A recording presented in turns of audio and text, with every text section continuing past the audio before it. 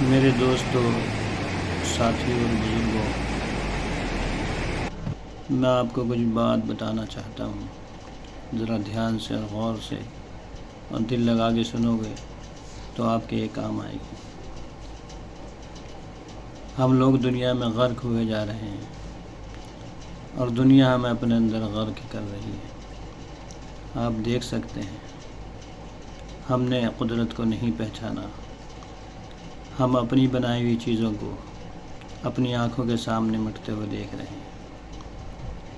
یہ دیکھیے، قدرت کے جب غصے میں آتی ہے تو سب کچھ ختم ہو جاتا ہے، کچھ نہیں بچتا۔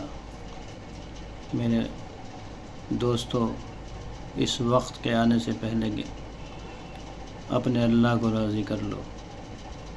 تمہارا اللہ راضی ہو جائے گا تو ساری دنیا تمہارے قدموں میں ہوگی، اور تمہارا اللہ راضی نہیں ہوگا تو دیکھ سکتے ہیں کیسا نظارہ ہے آپ کی آنکھوں کے سامنے۔ گھروں کے اندر پانی گھس گیا، مکانوں کے اندر پانی گھس گیا، دکانوں کے اندر پانی گھس گیا، مکان برباد کر دیے، یہاں کے رہنے سہنے کی ساری جگہیں، سب کچھ ختم ہو گیا۔ آپ دیکھ سکتے ہو ساری زندگی کا جو کمایا تھا سب برباد ہو گیا ایک منٹ میں۔